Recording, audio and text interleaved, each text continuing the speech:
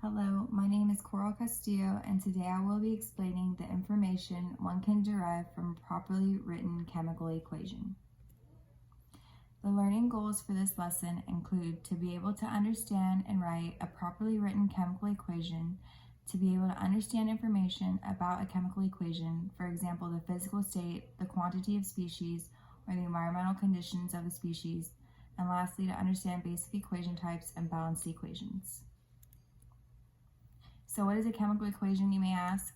Well, a chemical equation is a standard convention adopted by chemists to communicate the essential transformations caused by a reaction.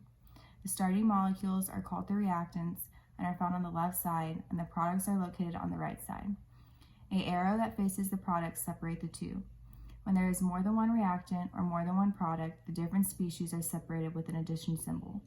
The example equation here shows a carbon and an oxygen molecule as the reactants and a carbon dioxide as the product. Another way we may obtain information about a chemical reaction is to observe the environmental conditions. Environmental conditions show additional information about the statute of matter of the various reaction species. To represent solids, we use an S in parentheses. We also use an L for liquid and a G for gas. If a reaction takes place in water, we use AQ for aqueous to indicate that the species is dissolved in water. When observing the combustion of charcoal in the example shown, charcoal is a solid while oxygen and the product, carbon dioxide, are a gas. A balanced equation is one in which there are equal numbers of each type of atom and equal charge on both sides of the equation.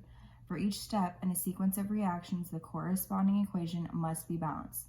This ensures that all atoms among the reactants and products are accounted for.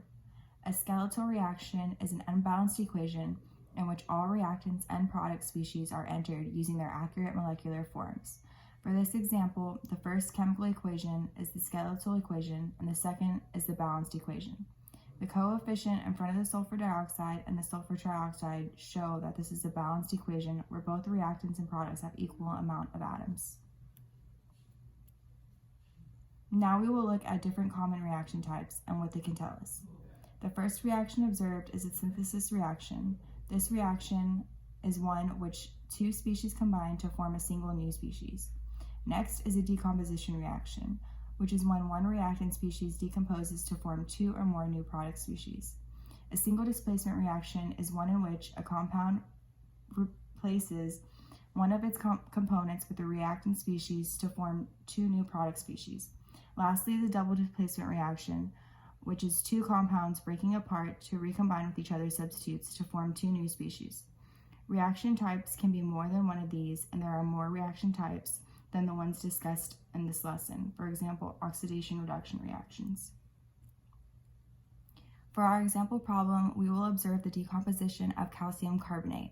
This is a very important industrial reaction because it converts the mineral calcium carbonate into carbon dioxide and lime upon heating. We know that this is a decomposition reaction because there is one reactant seen that decomposes to form two new product species. Knowing that a reaction is a decomposition reaction also tells us that the reaction will require energy from the surrounding environment to be able to break apart these bonds. Looking at this equation, we can also see that the reactant calcium carbonate started as a solid and decomposes into a lime, a solid and carbon dioxide, which is a gas. We can also see that there are no coefficients in the equation, which indicates that everything is a 1-to-1 ratio. A properly written chemical equation can convey a wealth of information in very compact form. We now know that some information we can derive from a chemical equation is the reactants and products used, the environmental conditions for each species in the reaction, the quantity of each species in the reaction, and lastly, the reaction type. Using all this information, one can derive many qualities of the chemical equation and its components.